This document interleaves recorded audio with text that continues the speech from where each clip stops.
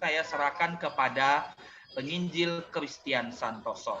Kami persilahkan. Baik, mari kita bersatu dalam doa.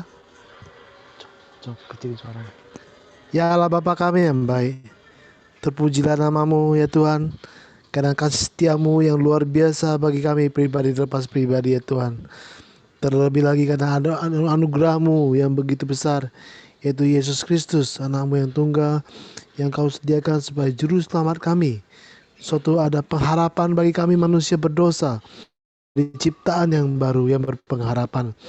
Tuhan, malam ini ketika kami berkumpul di tempat ini Tuhan, kiranya Roh Kudus-Mu hadir di tengah-tengah kami Tuhan. Roh Kudus-Mu yang membuat kami boleh mengerti akan pembicaraan pada malam ini. Urapi pembicara pada malam ini Tuhan. Biar Engkau menggunakan lidahnya dan pengetahuannya sebagai alat untuk memberkati kami yang mengikutinya Tuhan. Dari awal pertengahan sampai akhir kami hanya serahkan ke dalam tangan-Mu. Hanya di dalam nama Yesus Kristus kami berdoa. Amin. Amin. Oke, sebelum saya serahkan kepada pembicara, kami minta kesediaan teman-teman untuk mematikan mic supaya tidak mengganggu ketika pembicara akan memaparkan materi-materi. Beliau akan share screen. Kemudian nanti ketika sesi tanya jawab akan diberikan kesempatan langsung bertanya, raise hand, langsung bertanya atau mau kasih masukan, kasih apapun itu saling melengkapi, kami persilakan. Itu saja. Waktu dan tempat kami persilakan kepada penginjil Christian Santoso. Silakan. Ya, selamat malam rekan-rekan semua. Berarti saya ini ada yang bapak-bapak juga ya. Saya kebiasaan kalau di remaja ngomongnya teman-teman. Oke, terima kasih untuk kesempatan yang diberikan. Ya. Saya senang sekali, berarti ini kesempatan kedua sebenarnya ya untuk bisa diundang oleh Bro Haryono, Saudara Haryono, Santo Haryono. Gitu ya. Kemarin kita pakai Zoom ya. Pakai Zoom nggak ya? Oh ya. Cuma saya tungguin belum keluar-keluar tuh rekamannya. Oke. Suara saya kedengaran baik ya, nggak ada masalah ya. Oke, sekarang saya coba share screen.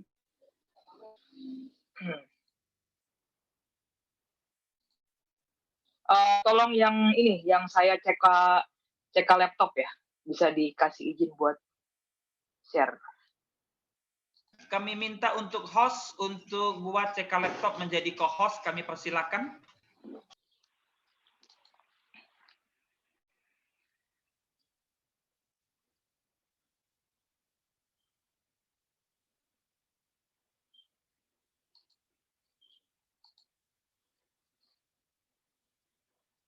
Belum. Host, ini hostnya di Jakarta, kejauhan ini. Hostnya di Jakarta, kejauhan. Host, halo host.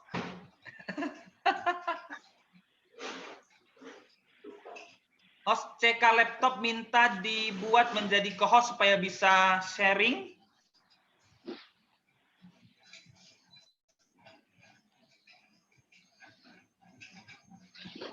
Wow. WA. Pasti WA nih. Sedang hilang biasanya. Maaf teman-teman.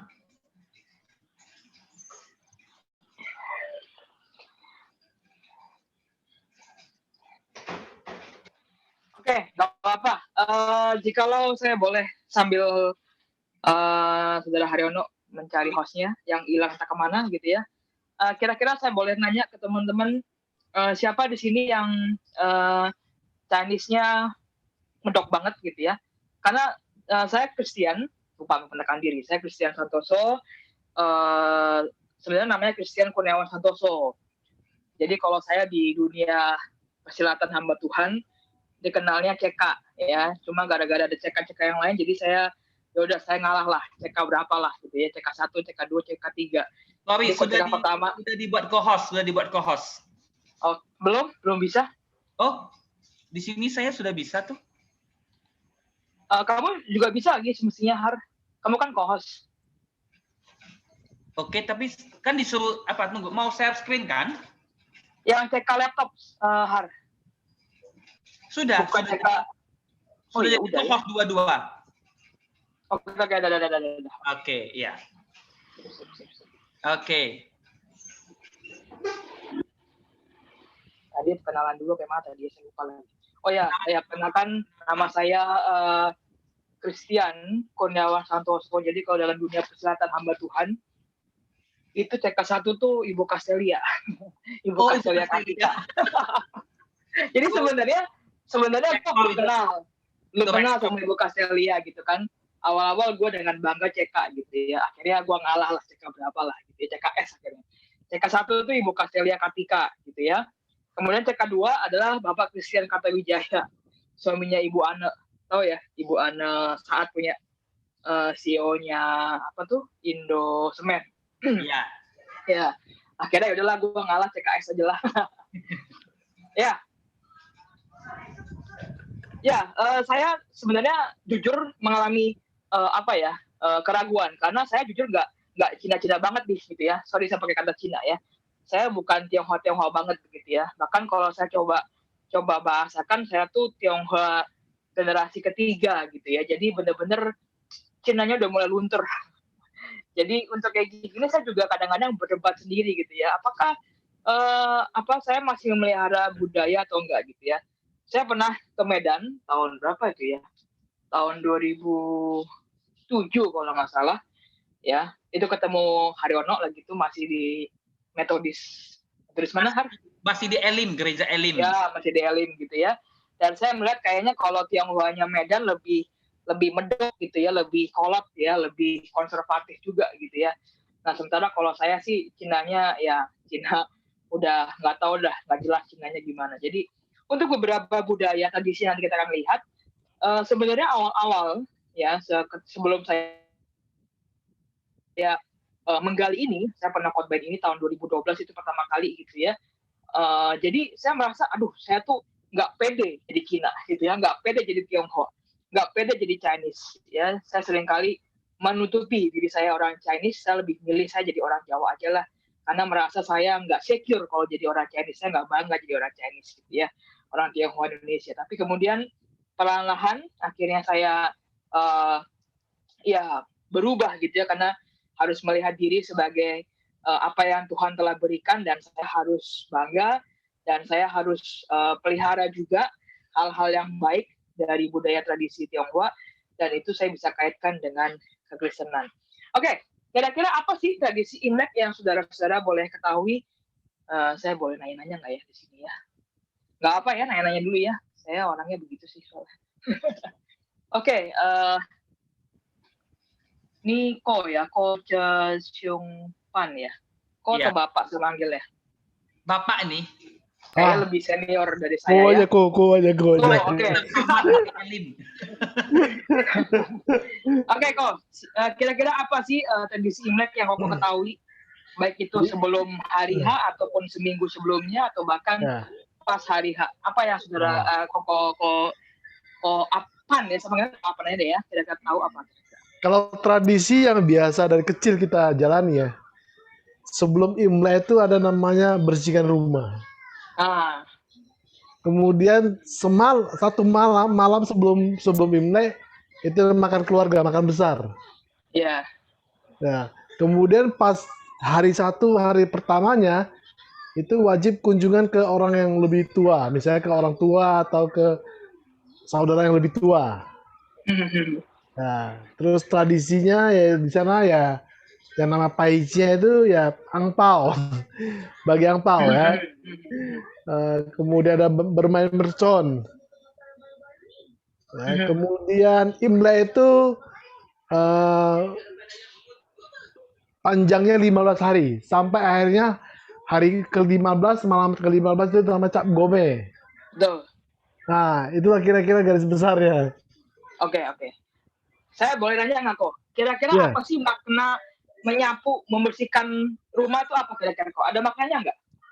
Kalau dulu kita orang untuk yang Konghucu ya. Ya silakan.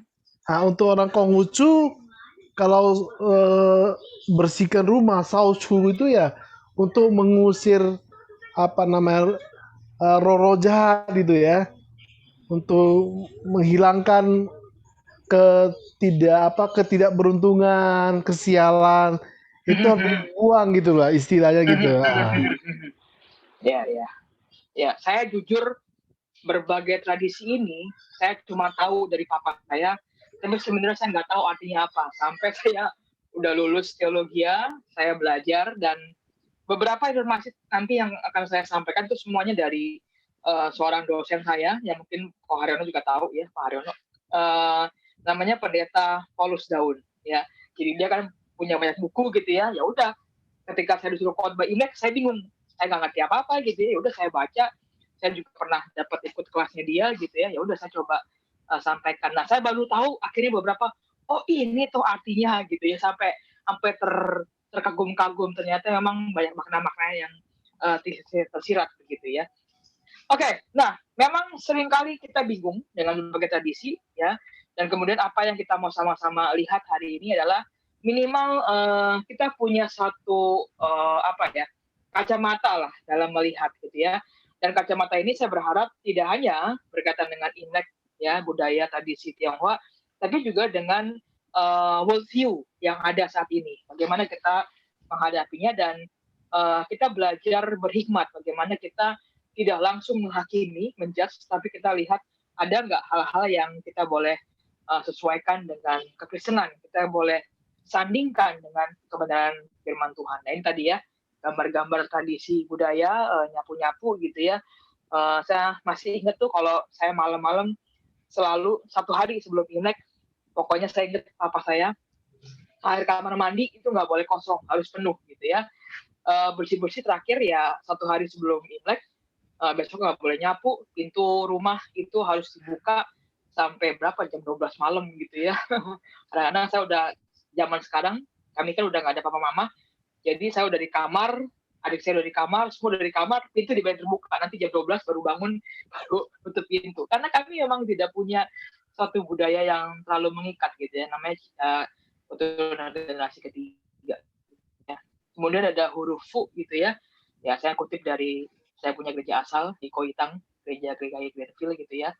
Dia juga pernah bahas, bahkan sekarang dulu ya sebelum pandemik, mereka selalu mengadakan kebaktian pada hari Imlek ya. Jadi benar-benar mereka mau ajarkan bahwa Imlek itu sebagai orang Kristen Tionghoa, kita tidak lagi menyembah ke kuil-kuil ataupun ke wihara-wihara, tapi kita datang ke gereja untuk sama-sama mengucap syukur gitu ya.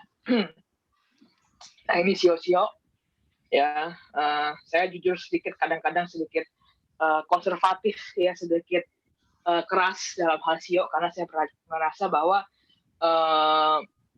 ya saya udah nggak setuju lagi, saya udah nggak mau lagi anak-anak remaja saya ataupun jemaat saya untuk percaya sio-sio begitu ya, karena ya itu bukanlah suatu hal yang benar gitu ya. Nah inilah tahun ini apa sih, Kerbo ya kalau nggak salah ya, saya juga nggak lupa tuh, Kerbo atau sapi gitu ya. Saya selalu ingat kadang-kadang kalau mama saya tuh kalau udah Imlek nontonnya Metro TV, kemudian di sana pasti ada siapa tuh peramal yang agak gemuk, kacamata, tuh dia bahas satu-satu, ini ciong apa enggak, ini cocok apa enggak. Terus saya kan dari kamar saya bilang, ngapain sih nonton gituan, kan udah jadi Kristen gitu ya, saya marah-marah begitu ya. Nah ini tradisi yang kita mau sama-sama juga bagaimana menyikapinya begitu ya. Oke. Nah teman-teman, mau nggak mau sebagai orang Kristen, maka saya mau coba memulai dengan suatu basic foundation sebagai orang Kristen, ya ini 2 ayat ini gitu ya. Walaupun masih banyak ayat-ayat lain yang kita bisa terapkan. Mazmur 119 ayat 105, firman-Mu itu berita bagi kakiku dan terang bagi jalanku. Ini standar buat saya dalam menyikapi berbagai hal, dalam melihat perkembangan zaman, apakah saya mau jadikan firman Tuhan sebagai pedoman, sebagai standar. 2 Timotius 3, 16-17, segala tulisan yang difirmankan oleh Allah, diinspirasikan oleh Allah, memang bermanfaat untuk mengajar, untuk menyatakan kesalahan, untuk memperbaiki kelakuan, dan untuk mendidik orang dalam kebenaran. Nah, ini juga menjadi suatu reminder buat saya dan juga mungkin buat setiap orang Kristen, sudahkah kita menjadikan firman Tuhan itu sebagai standar ya, kalau ada apa-apa kita coba baca, coba renungkan ya, kemudian kita berdoa juga tanya sama Tuhan ya, ini menjadi satu hal. Nah, di sini saya mengutip perkataan dari, saya lupa nyebutin lagi ya, J. Packer. Ya, J. Packer mengatakan begini, dalam kekristenan kita juga memiliki tradisi, Bapak Ibu sekalian ya. Pertanyaannya adalah, bukankah apakah kita memiliki tradisi? Pertanyaannya bukanlah apakah kita memiliki tradisi atau tidak, tapi apakah tradisi-tradisi itu konflik, bertentangan dengan satu-satunya standar mutlak, yaitu kitab suci, Alkitab, gitu ya. Kenapa saya mengutip perkataan beliau? Karena dalam kekristenan juga ada tradisinya. Bahkan minggu depan, 2 minggu lagi, Contoh Haryono akan menjelaskan tradisi Yahudi, begitu ya. Kita juga punya tradisi Natal, Bapak Ibu sekalian. Ya, kalau kita sama-sama Natal Sinterklas, ya itu juga tradisi budaya. Padahal nggak ada di Alkitab. Ya, pohon Natal itu juga tradisinya dari saya lupa, Martin Luther kalau nggak salah ya, Martin Luther dari Jerman yang dia mengadopsi pohon cemara. Kemudian tukar kado, lagu Natal. Paskah juga ada tradisinya, Lenten, Rabu Abu. Rabu ini kan kita mengadakan Lenten gitu ya. Kalau yang saudara-saudara mengikuti Lenten, biasanya sih Metodis ya, mengikuti itu gitu ya. Rabu Abu, kemudian 40 hari berpuasa, berdoa dan segala macam. Ada games cari telur ya. Kemudian saya juga pernah pelayanan di Metodis Immanuel Jakarta. Ada colok salib pakai bunga dan segala macam. Ya, itu juga suatu hal yang tradisi. Nah, masalahnya apakah ini bertentangan dengan kitab suci? Ya, jadi Bapak Ibu sekalian, kita harus melihat ya bahwa tradisi-tradisi ini apakah bertentangan dengan firman Tuhan apa enggak? Bertentangan dengan kitab suci apa enggak? Ya, karena kita pun juga punya tradisi. Jadi tradisi bisa dikatakan adalah sebuah kebiasaan yang dilakukan secara turun-temurun, yang berasal dari bisa jadi agama, budaya, suku, ya bahkan keluarga sekalipun, itu juga bisa menjadi tradisi. Misalkan tradisi saya itu kalau cap gomeh gitu ya, kita pasti makan lontong, betul nggak ya? Kita masih makan lontong. Nah, Imlek biasanya yang aneh adalah di keluarga kami nggak terlalu suka makan daging, mungkin kan takut kolesterol gitu ya. Jadi lucunya adalah kadang-kadang si mama atau tante masaknya masakan Jawa gitu ya. Jadi dulu sebelum mama saya meninggal, papa saya meninggal, itu tuh nggak pernah tuh ada kayak ikut-ikutan makan ikan, makan ya paling bakmi lah ya, ikan ataupun standar makanan yang ada di meja gitu ya, nggak pernah gitu ya. Jadi bisa aja makanannya tuh makan ketupat, ya kayak orang lebaran gitu, makan sayur lodeh dan segala macamnya. Jadi bener-bener tradisi makannya tuh nggak ada gitu ya. Nah, sekarang kita mau lihat kira-kira bagaimana kita melihat tradisi dari sisi Alkitab. Karena saya suka Biblika, jadi saya coba berikan beberapa pemahaman berdasarkan Alkitab gitu ya. Yang pertama dari PL, ya saya kutip dari Ulangan 6 ayat 49 dan juga beberapa ritual lainnya. Tesis saya membahas tentang kurban gitu ya. Saya entah kenapa suka sama upacara ini sehingga saya buat jadi tesis gitu ya. Bapak Ibu, salah satu tradisi yang Tuhan ubah maknanya ya adalah kurban, Bapak Ibu. Di PL itu ada berbagai macam tradisi dan beberapa ada kurban, kemudian juga ada sunat dan juga ritual lainnya. Nah, saudara, Bapak Ibu sekalian, dalam PL ayat ini, sebelum masuk ke sini saya akan bahas tentang kurban dulu gitu ya. Kurban itu sudah ada, Bapak Ibu ya, sebelum Tuhan perintahkan kepada Abraham, Nuh, dan Musa begitu ya. Nah, tetapi maknanya berbeda, saudara. Dalam PL, persembahan kurban yang menyenangkan bagi Tuhan adalah baunya atau aroma yang harum. Saudara nanti bisa lihat di Imamat 1, Imamat 13, Imamat 1 ayat 9, ayat 13, ayat 17. Kemudian Imamat 2 ayat 9, Imamat 3 ayat 5, Imamat 3 ayat 16, Imamat pasal 4, dan pasal 6. Intinya kalau saudara mau belajar tentang kurban, ya saudara baca kitab Imamat gitu ya. Nah, bedanya dengan dunia, dengan bangsa-bangsa saat itu adalah bangsa-bangsa lain menganggap bahwa dengan mereka memberikan persembahan kurban, berarti mereka memberikan persembahan makanan kepada ilah, kepada dewa, supaya mereka makan. Nah, setahu saya, kalau saya salah tolong dikoreksi gitu ya. Demikian juga ketika kaum kita Chinese memberikan persembahan itu kepada leluhur kita, ya kepada orang tua kita, itu dengan cara kita seakan-akan memberikan makan, gitu ya.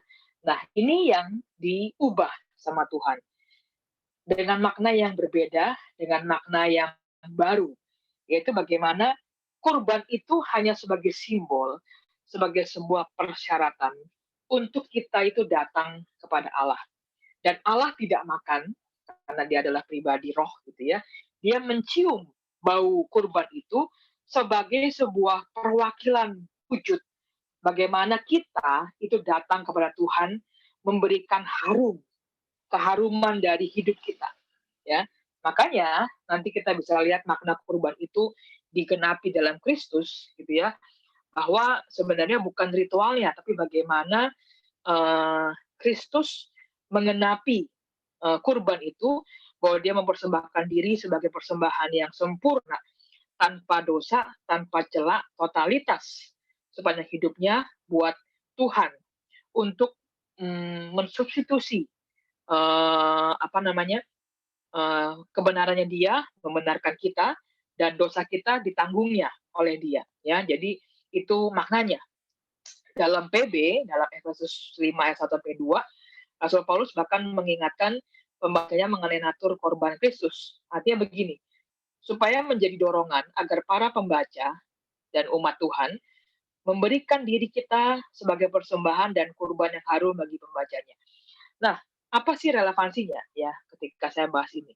Bahwa sebenarnya ya berbagai tradisi ini Tuhan bisa pakai dan Tuhan bisa ubahkan seturut dengan rencananya, seturut dengan kehendaknya, termasuk tentang tradisi Imlek. Jadi jujur ketika saya belajar hal ini, pada awalnya saya kontradiktif, saudara-saudara. Saya sangat kontradiksi dengan berbagai Imlek. Jadi benar-benar saya tuh kayak menutup diri, ya. Saya menyombongkan diri bahwa saya Kristen, berarti saya melepaskan semua budaya, semua tradisi. Nah, ini yang salah. Kita tidak boleh jatuh kepada ekstrem seperti ini. Nah, bagaimana kita bisa melihat berbagai tradisi yang ada, meskipun dari manusia berdosa, tapi Tuhan bisa pakai untuk mengabarkan Injil, untuk membuat suatu hal yang baru. Nah, ini yang kita mesti lihat bagaimana Imlek secara tradisi bagi Kristen Tionghoa, apakah bisa untuk mengabarkan Injil, apakah bisa untuk menjadi suatu alat memberikan kesaksian buat sesama kita, anggota keluarga kita, begitu ya. Nah, Ulangan juga sama, saudara. Ulangan juga merupakan suatu tradisi yang Allah awali dengan suatu perintah, begitu ya. Tapi kemudian orang Israel jatuh kepada hanya melakukan tradisi ritual. Padahal, saudara, maknanya di sini sangat-sangat dalam.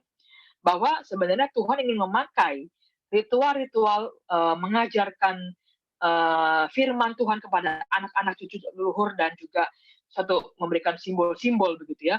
Untuk apa? Supaya mengingatkan mereka akan firman Tuhan. Nah, saudara pernah lihat gambar ini ya? Jadi mereka orang Yahudi, ini mungkin bisa dipakai sama Haryono nih 2 minggu lagi gitu ya. Bahwa ini sebenarnya Tuhan perintahkan tuh nggak serta-merta suruh buat begini gitu ya. Tapi orang Yahudi sepertinya menafsirkan dan dia buat begini. Nah, awal-awal ya, saudara, ini maknanya bagus gitu ya. Kenapa taruh di kepala? Ini kepala tuh ada box gitu ya, ada kotak. Nah, ini isinya kayak yang gambar ini nih, saudara. Ya, jadi dia kayak tulisan Syama. Saya nggak tahu isinya apa. Cuma ada yang bilang isinya adalah kasihlah Tuhan Allahmu dengan segenap hatimu. Percayalah kepada Tuhan Allahmu, Tuhan yang Esa gitu ya. Itu sudah bisa lihat nanti di Ulangan dan segala macam gitu ya. Nah, itu dilipat, ditaruh di kepala. Tujuannya apa? Simbolnya adalah supaya dengan kamu pakai di kepala ketika gini berdoa, kamu akan ingat bahwa firman Tuhan itu semestinya nyantol di kepala, di akal budi, mengubah rasio kita, mengubah akal budi kita, mengubah pola pikir kita. Demikian pula ketika mereka taruh di tangan, saudara. Jadi mereka taruh di lengan, ya itu kan dililit ya, ke lengan kiri. Nah, ada yang mengatakan bahwa itu dekat dengan hati, dengan jantung. Semestinya firman Tuhan itu harus sejalan dengan langkah hidup kita, sejalan dengan nafas hidup kita.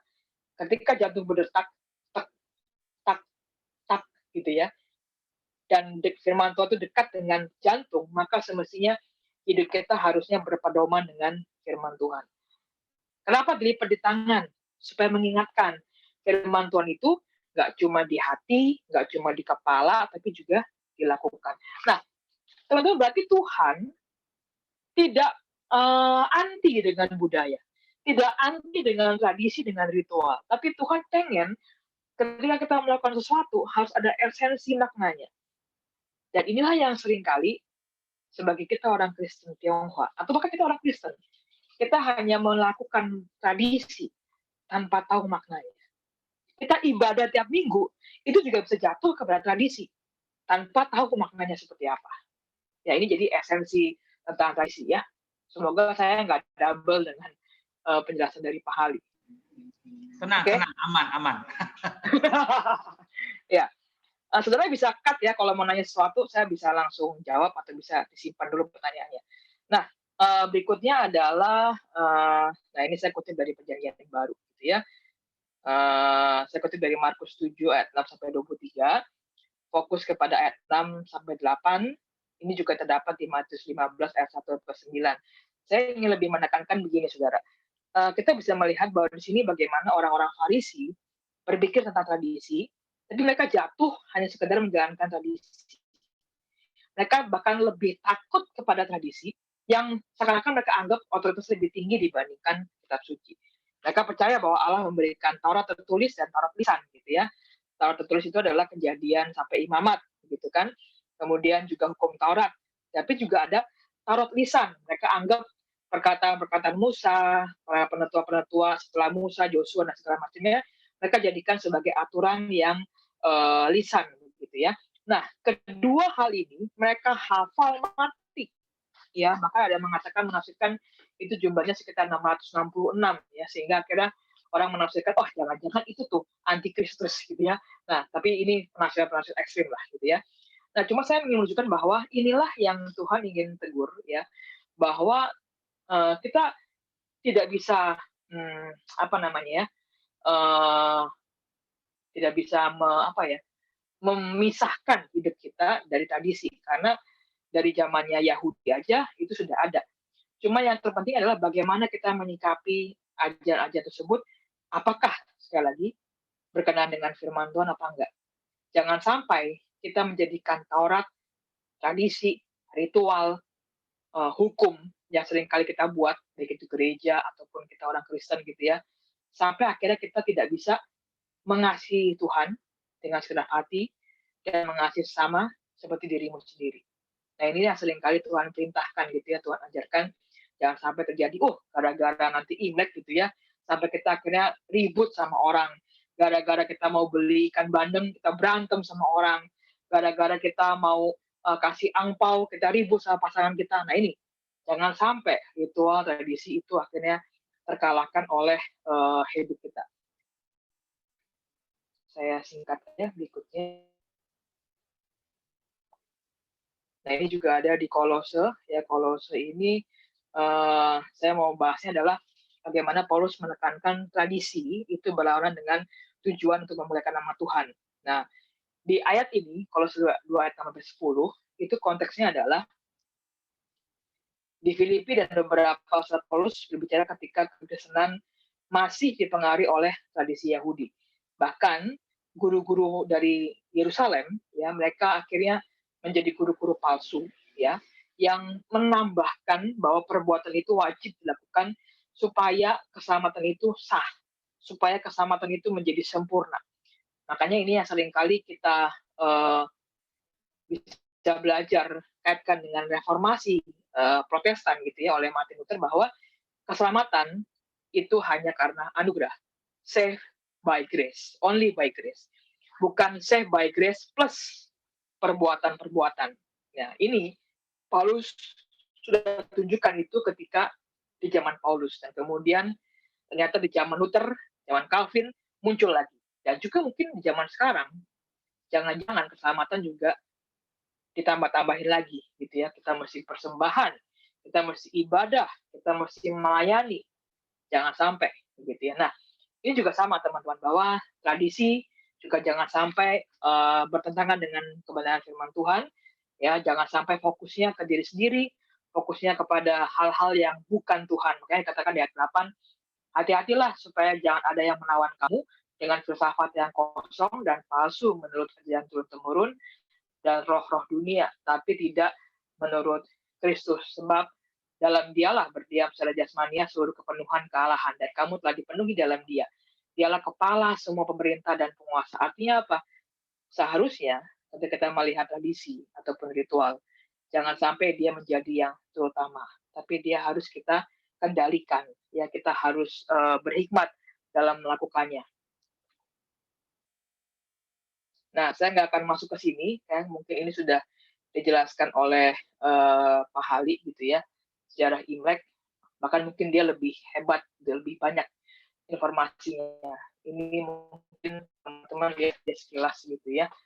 Intinya adalah Imlek ini ada dua ya, baik itu tradisi, tapi juga ada sifatnya agama begitu ya, karena berkaitan dengan Konghucu, Confucius gitu. Oke, saya akan skip aja. Ini juga kalian mungkin sudah tahu beberapa gitu ya tentang dewa dapur. Makanya ini yang menjadi perdebatan, jangan sampai kita mengikuti ritual ibadahnya gitu ya. Tapi kita harusnya hanya menjalankan tradisinya sebagai kita orang Chinese, kita orang Tionghoa. Kita ada tahun baru Imlek, tahun baru Cina, dan pergantian ke musim semi. Itu yang kita boleh lakukan gitu ya.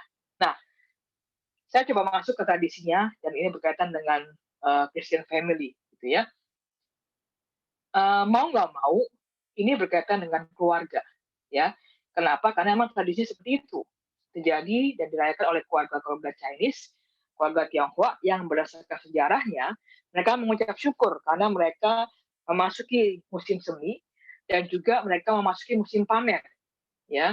Jadi mereka bersyukur dan mereka rayakan itu di dalam keluarga. Ini terpenting. Nah, ini yang kita bisa bawa dalam kehidupan kita saat ini. Dalam keluarga-keluarga kita bisa pelihara, kita bisa turunkan kepada anak cucu kita, yang pastinya dengan makna-makna yang baru, gitu ya. Nah, di sini adalah tradisi yang pertama,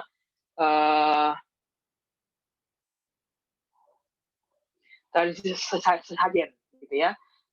Nah, ini ada wajib tidak wajib, itu begini, gitu ya. Sekilas ya. Jadi kalau yang wajib itu adalah permen yang manis, liat dan lengket, manisan buah kundur atau tangkua atau tangkue.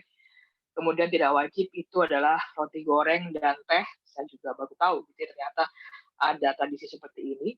Mungkin ini di Cina sana kali ya, yang merupakan bekal bila sang dewa merasa lapar dan haus. Nah, ini sama ya, mirip-mirip kayak kurban. Jadi mereka seperti kasih makan. Ya, kalau sudah tahu tradisinya bahwa kalau nggak salah, boleh dikoreksi. Intinya adalah Imlek itu adalah suatu perayaan, dan sebelum hari H, maka si dewa dapur itu akan pergi ngelapor ke kayangan gitu ya, ke dewa yang lebih besar, dan supaya dia tidak bocorin yang jahat gitu ya, maka kita sebagai yang punya rumah harus kasih dia makanan yang manis gitu ya, supaya bibirnya itu lengket, jadi dia pas ke surga dia nggak ngomong, nggak ngelapor begitu ya. Nah, ini contoh tradisi gitu ya. Plus juga ada ritualnya supaya mereka merasa bahwa ya itulah manusia ya, ada dosanya dan segala macam. Jadi nggak kepengen si dewa dapur ini ngelapor yang macam-macam. Itu makna tradisinya. Nanti saya akan bahas lagi di akhirnya gitu ya, bagaimana dikontraskan dengan Injil. Kemudian tradisi membersihkan rumah dan bayar hutang. Nah, ini juga sama. Dilakukan setelah sembahyang dewa dapur, semua anggota keluarga mulai kerja bakti, membersihkan, menyapu, Tujuannya adalah simboliknya membuang segala kesialan yang buruk di tahun yang lalu, mirip kayak kita potong rambut gitu ya. Saya juga potong rambut, tapi saya emang udah gerah aja potong rambut gitu ya. Kemudian juga buang-buang kotoran, ya, buang-buang yang kotor di rumah, buang-buang yang hal yang sial gitu ya. Termasuk melunasi utang yang ada karena dipercaya dengan membawa hutang di tahun yang baru akan berdampak buruk, mempengaruhi rezeki yang buruk. Namun menjelang akhir tahun tidak boleh menyapu. Menyapu juga sama, dianggapnya membuang rezeki, membuang apa ya namanya, menghalangi angin berkat, angin hoki yang masuk. Nah, itu istilahnya begitulah. Jadi nggak boleh menyapu keluar, gitu ya.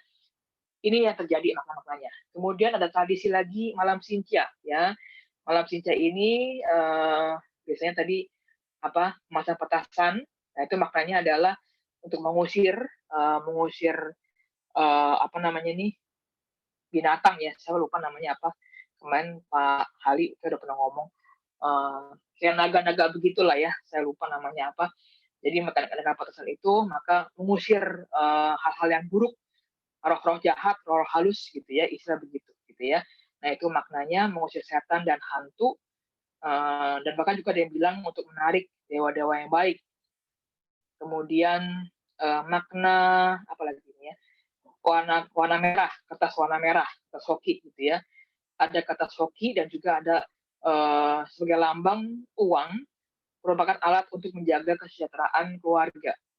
Ya, ini juga dipasang gitu ya. Nah, ini yang nantinya bertentangan dengan Tuhan gitu ya sebagai sumber satu-satunya sumber berkat gitu ya. Kemudian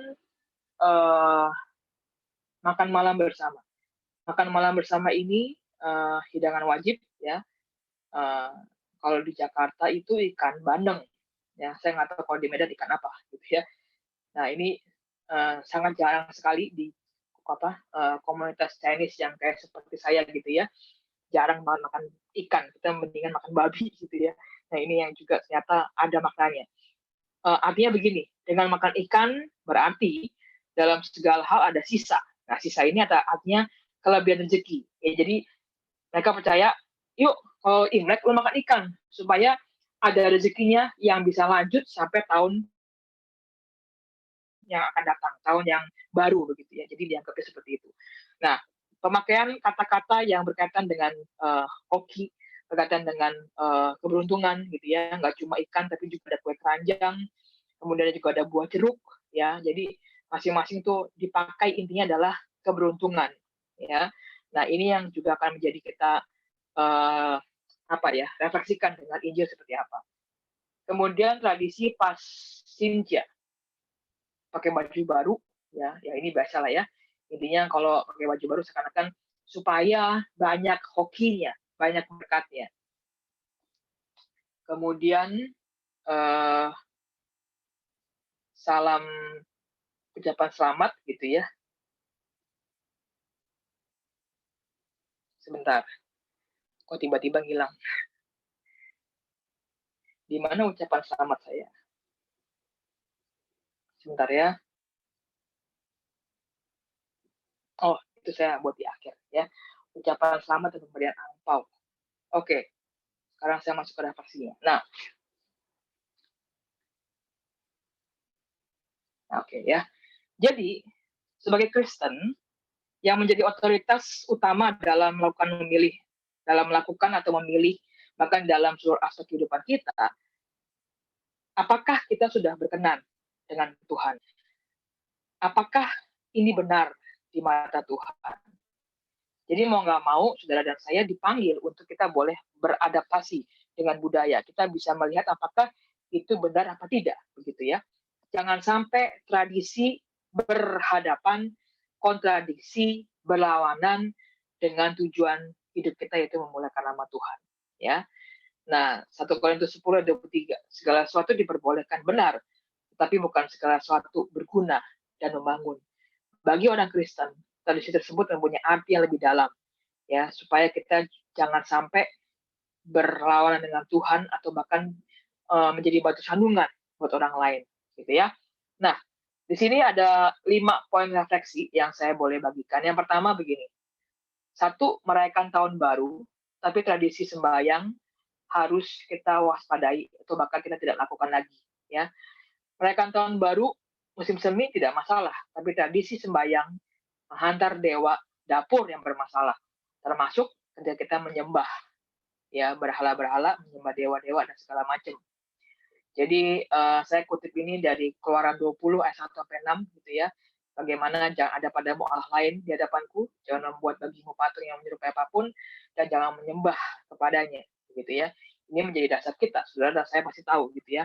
Mazmur 139, bagaimana kita dihadapkan kepada satu Allah yang hidup, Allah yang maha kuasa, Allah yang maha tahu dan maha ada gitu ya. Bukan dengan patung dewa yang tidak hidup, tidak berkuasa, tidak maha tahu, dan bahkan bisa dipengaruhi atau disogok gitu ya. Nah ini seringkali menjadi lelucon gitu ya. Kok dewa bisa disogok, bisa dilem mulutnya dengan kue keranjang? Kan nggak mungkin gitu ya. Kita manusia kan terbatas, bukan Tuhan. Nah ini yang menjadi pertanyaan. Mana Allah yang kita sembah? Mana Allah yang benar gitu ya. Nah, ada beberapa tradisi, saudara, yang bisa dikaitkan untuk bisa mengabarkan Injil. Ya, di situ dibilang dalam masyarakat Tionghoa ada perasaan takut dilaporkan oleh dewa dapur. Intinya, saudara, kita bisa ambil di sini kalau kita berani mengabarkan Injil, ngobrol gitu ya. Cuma tadi saya mikir kayaknya kalau saya agak segan gitu ya ngomong sama om, sama tante, ngomong sama engkong gitu ya. Tapi kalau saudara punya keberanian sih silakan ya untuk bisa berargumentasi. Saya pernah lagi itu makan Imlek dan saya diajak sama adik ipar ke rumah omnya gitu ya. Terus kemudian biasalah dia tahu saya hamba Tuhan, dia mulai mancing-mancing. Ini boleh nggak, ini boleh nggak, ini boleh nggak gitu ya. Terus kemudian dia sampai pertanyaan, boleh nggak berjudi? Wah, saya serba salah gitu ya. Kan biasa begitu ya, sambil menunggu malam Imlek ataupun mengisi waktu di hari Imlek, mereka main judi gitu ya. Mereka main apa kemarin ya, saya lupa. Main kartu ya. Kemudian judi lah pakai uang gitu ya. Teman-teman, Bapak Ibu sekalian, saya juga 10-20 tahun yang lalu ataupun 30 tahun yang lalu ya, saya juga pernah gitu main kartu, main judi gitu ya. Saya diajarin sama saudara-saudara saya gitu. Tapi setelah saya jadi hamba Tuhan, saya jadi orang percaya ya, saya harus melepaskan itu semua begitu ya. Tapi kalau main kartunya nggak masalah begitu loh. Ya, nggak masalah. Tapi ketika main judi, bagi saya ini udah mulai menjadi pertentangan gitu ya. Saudara, ini bukan lagi menjadi terlalu kaku nih Pak CK begitu ya. Tapi kita harus benar-benar mengambil sikap, saudara. Apakah ini benar apa tidak? Apakah ini boleh apa tidak? Ya, apa alasannya? Apakah ini menyenangkan diri sendiri atau kita cuma buat having fun atau kita cuma buat bisa bersosialisasi? Kenapa kalau bersosialisasi kenapa harus pakai uang gitu ya? Karena buat saya adalah uang ini adalah buat kemuliaan nama Tuhan, bukan akhirnya menjadi suatu pertaruhan dan segala macam. Jadi ya udah kita berdebat, cuma saya dengan bijak saya nggak sampai bersikap menjustifikasi begitu. Nah teman-teman, ini Bapak Ibu sekalian, ini seperti suatu hal yang kita bisa kaitkan gitu ya, bagaimana kalau kita bisa berkomunikasi dengan baik, kita bisa jadikan berbagai ritual tradisi ini sebagai jalan untuk pengabaran Injil. Termasuk ketika kita tahu bahwa sebenarnya orang percaya harus mengetahui bahwa orang-orang Tionghoa, orang-orang Chinese takut akan dosa. Mereka tahu bahwa mereka berdosa dan mereka nggak mau dilaporkan oleh dewa dapur. Berarti orang Chinese, orang Tionghoa menyadari bahwa manusia itu berdosa dan mereka butuh solusinya. Kalau mereka percaya, mereka solusinya adalah mereka dengan cara tempel mulut si dewa dengan kue keranjang gitu ya. Kalau kita kan orang Kristen dengan apa? Dengan Kristus begitu ya. Nah ini kita bisa jadi bahan pembicaraan. Bagaimana mungkin dewa kok bisa kita bodoh-bodohin dengan cara dikasih makan kue keranjang supaya mulutnya nempel, nggak bisa ngomong. Ya, ini menjadi sebuah pengantar. Roma 3:23 bahwa semua manusia telah berdosa dan telah kehilangan kemuliaan Tuhan. Yang kedua, di sini mereka rindu untuk boleh lepas dari hukuman, sehingga mereka berbuat semaksimal mungkin supaya tidak mendapatkan sial, tidak mendapatkan kutuk, tidak mendapatkan hukuman, tapi mereka mendapatkan kelepasan.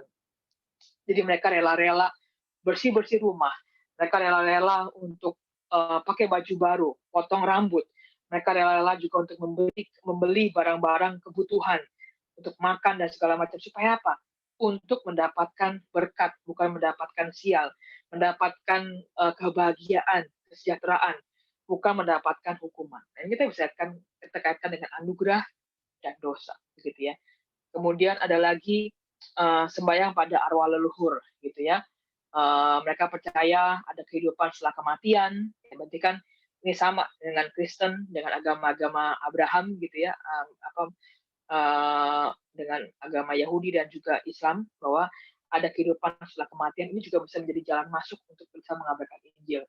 Kemudian takutlah pada Allah, bukan mengadakan petasan ataupun untuk mengusir sial dan segala macam, gitu ya, atau karena takut tidak diberkati. Mari sama-sama kita boleh mengandalkan Tuhan, takut akan Tuhan. Nah, ini beberapa tradisi yang akhirnya selain itu kita larang, ya nggak boleh, tapi juga bisa menjadi pintu masuk untuk kita bisa mengabarkan Injil. Nah, ini pentingnya, makanya kenapa kekristenan itu juga bisa masuk melalui keluarga, gitu ya, Christian family, gitu ya. Yang kedua adalah lakukan tradisi dengan motivasi yang salah, berfokus pada sekedar mendapatkan keuntungan, berkat, atau hoki. Jangan sampai fokus mengejar berkatnya, tapi kejarlah Allah, carilah Allah, karena dialah sang sumber berkat. Nah, ini yang tadi saya bilang, gitu ya, tradisi-tradisi yang mungkin bagi generasi muda, mungkin bagi generasi seperti saya, tidak tahu maknanya. Padahal sebenarnya mereka punya filosofinya, dan filosofinya itu duniawi banget, sekularisme banget, materi banget, gitu ya, termasuk dengan beberapa tradisi ini. Yang pertama, tradisi membersihkan, menyapu rumah. Kalau cuma bersihin rumah, it's okay, gitu ya. Ini masalahnya adalah membersihkan rumah ini adalah mereka maknai adalah supaya mereka bisa mendapatkan berkat. Seakan-akan apa ya?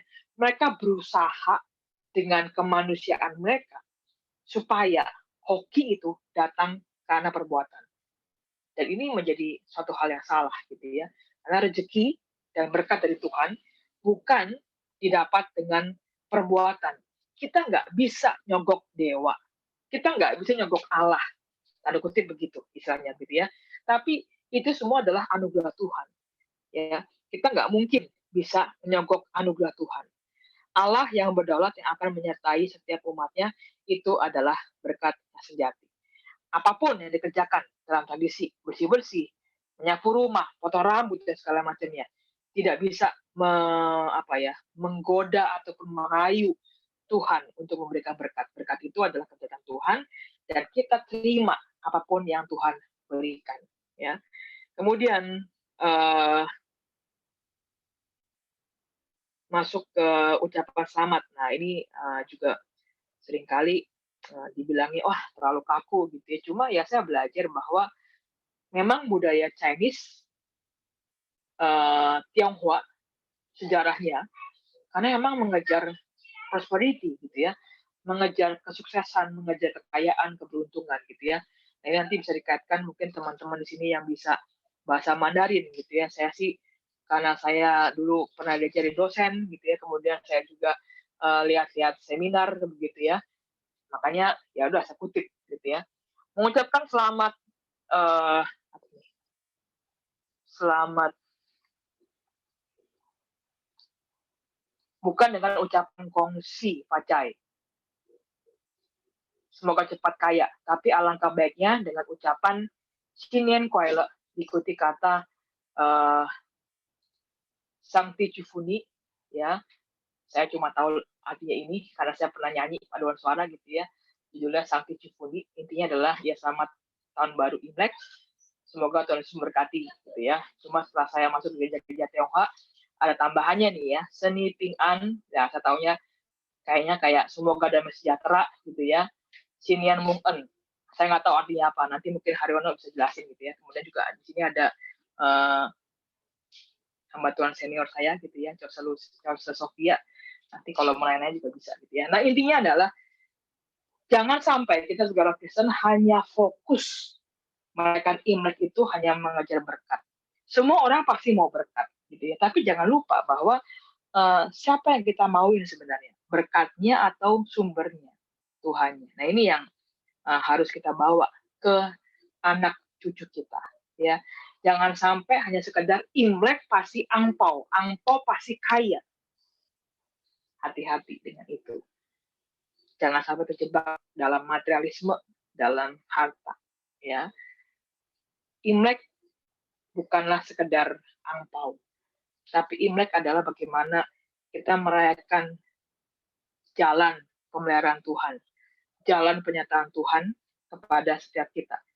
Ya, ini yang kita mau sama-sama lihat, gitu ya. Kemudian makan bersama, ya, hidangannya, motivasinya hanya untuk mendapatkan berkat, ya jangan sampai gitu ya. Positifnya ada, itu kebersamaan keluarga. Cara untuk bersaksi dengan cara berdoa bersama. Nah ini juga kita bisa kita bisa tiru gitu ya. Nah bagaimana Pak dengan zaman sekarang? Kita nggak boleh ketemu, nanti saya akan ada satu juga, kita akan lihat nanti. Nah negatifnya adalah makan makanan dengan motivasi kepercayaan tradisi untuk mendapatkan rezeki sebanyak-banyaknya. Selama saya Imlek saya nggak pernah tuh makan yang itu loh, yang kayak bihun dinaik-naikin. Ada berbagai macam rasa dan warna gitu ya. Kayak kalau diangkat sampai tinggi-tinggi itu hoki gitu ya. Saya nggak pernah makan dan saya percaya sampai hari ini Tuhan berkatin saya gitu loh ya. Jadi jangan sampai kita punya motivasi salah dalam hal makan bersama. Boleh makan nggak Pak? Boleh, silakan. Tapi motivasinya apa? Just having fun, just kebersamaan, just fellowship, it's okay. Tapi kalau kita jatuh nih, nggak sampai tinggi, wah bakal suwe nih, bakal sial nih. Nah ini yang jadi masalah. Makan ikan nggak dapat kepalanya, dia dapat buntutnya. Wah, lu Chris, lu bakal sial lu selama tahun 2001. Ini yang salah. Ya.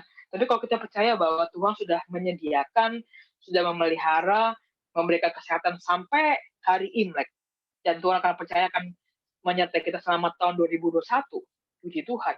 Itu yang kita cari, bukan sekedar, bukan fokus kepada materi atau berkat.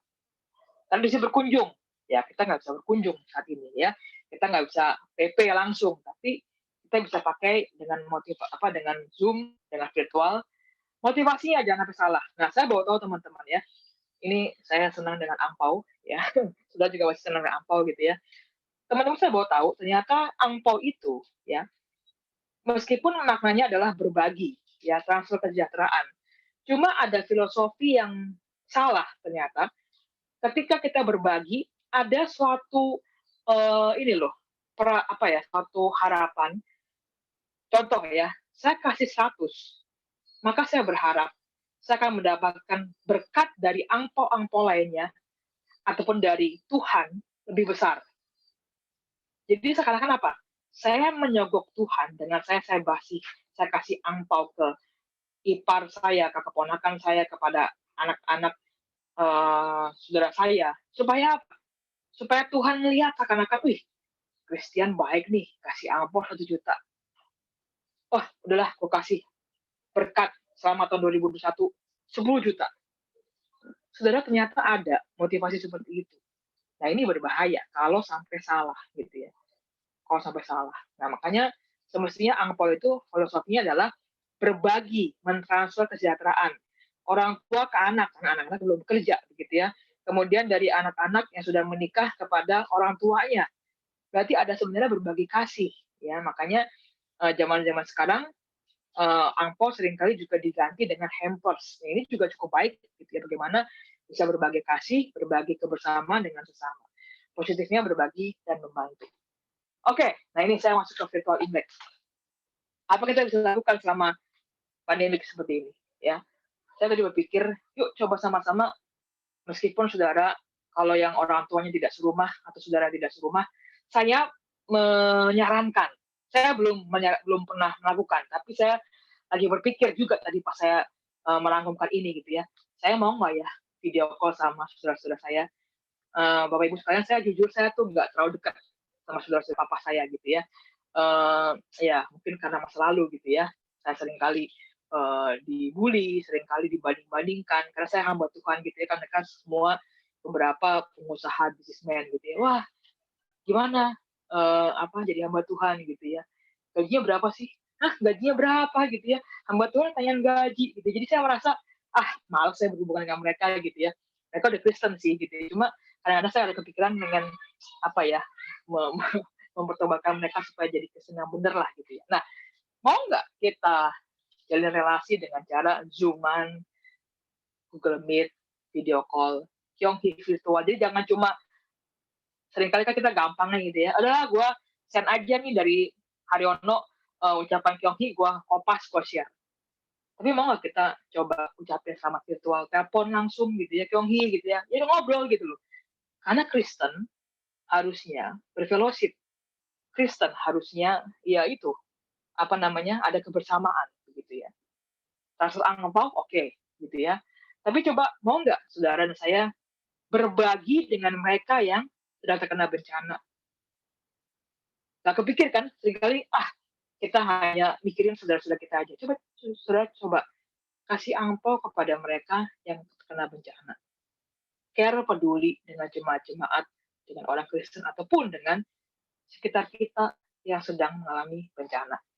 Kirim hampers Imlek juga sama gitu ya. Jangan cuma sekedar buat orang Chinese, orang Tionghoa, orang Kristen, tapi coba orang-orang yang mungkin seringkali kita nggak pernah pikirkan gitu loh ya. Karyawan kita, penjaga sekolah atau penjaga kantor, penjaga gereja. Saudara, itu menjadi suatu hal yang baik ya. Jadi Chinese Tionghoa itu nggak egois, tapi berbagi, berbaur kepada sesama. Dan terakhir, yuk berdoa bersama. Coba jadikan momen Imlek itu berdoa bersama. Apa sih yang didoain? Kalau emang dia nggak mau didoain secara Kristen, ya udah kita doakan pribadi gitu loh. Pasti mereka mau didoain, nggak mungkin nggak mau didoain. Kalau menurut saya sih ya, kayak setiap orang tuh pasti mau didoain. Apalagi yang doain yang baik-baik. Nah, ini cara kita bisa bersaksi mengabarkan Injil kepada keluarga-keluarga kita yang belum mengenal Tuhan. Kesimpulannya, yuk mari kita melakukannya dengan standarnya adalah Alkitab. Ada yang boleh dan ada yang sudah harus dilepaskan sesuai dengan kebenaran Alkitab. Tradisi Imlek tetap bisa menjadi suatu saat ber-PI, ya. Ini kalimatnya apa nih? Saya tiba-tiba nggak kelihatan. Kekecilan kali ya. Tradisi Imlek adalah tetap bisa menjadi suatu alat untuk ber-PI dan mengabarkan Injil. Saya tutup dengan ayat ini, 2 Korintus 5:17. Siapa yang ada dalam Kristus ialah ciptaan baru, yang lama sudah berlalu, sesungguhnya yang baru sudah datang. Teman-teman bisa nanya setelah ini, yang mungkin saya tadi kecepatan atau ada hal-hal yang masih membingungkan dengan tradisi, kalau saya bisa saya jawab, gitu ya. Itu aja sih, Har. Oke, thank you buat pemaparan yang jujur sih. Hari ini berbeda dengan minggu yang lalu, karena minggu yang lalu Pak Hali membahas dari kulit luar begitu ya. Tapi hari ini kita membahas dari tradisi dari dalam gitu, dari dalam melihatnya begitu ya. Dari porsi dalam. Kalau minggu lalu kita melihat secara kerangka besar ya, big picture-nya. Nah, hari ini kita melihat satu poin yang penting, apalagi kalau kita bersentuhan dengan firman Tuhan. Jadi saya ingin memberikan kesempatan kepada teman-teman untuk bisa memberikan tanggapan, memberikan pertanyaan atau apapun, untuk bisa kita boleh saling sharing bersama ya, saling sharing bersama pada malam hari ini. Tapi sebelumnya di on-kan mic-nya, langsung ngomong nggak apa-apa ya, langsung ngomong nggak apa-apa karena kita nggak begitu banyak, tapi langsung ngobrol juga nggak masalah ya. Nah, saya juga ingin nggak tahu nih, ini kasih masukan atau bertanya juga, saya nggak tahu nih kepada pembicara kita. Jadi begini, saya punya satu pemikiran begini. Satu tradisi baik itu tradisi di etnis manapun, di Yahudi, di etnis manapun, di Indonesia, etnis Jawa, etnis Batak, itu pasti ada unsur experience di dalamnya gitu. Ada pengalaman yang dilakukan sehingga itu menjadi satu hal yang nyata. Misalnya begini ya, ini satu contoh misalnya orang Batak misalnya. Dalam tradisi ketika orang tua yang sudah punya cucu, sudah punya cicit ketika meninggal itu nggak ada yang nangis, malah ketawa-ketawa. Karena dianggap mereka itu adalah sebuah kebahagiaan, jadi nggak boleh ada yang menangis.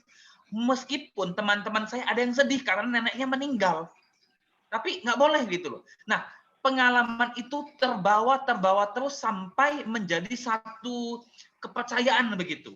Nah, jadi saya melihat sebenarnya dalam konteks hari ini, tradisi-tradisi yang lain, semua tradisi juga berawal dari pengalaman-pengalaman yang terjadi, entah itu adalah mitos, entah itu adalah yang terjadi dan dampaknya secara subjektif ada, tapi itu dijadikan baku seakan-akan semuanya ada.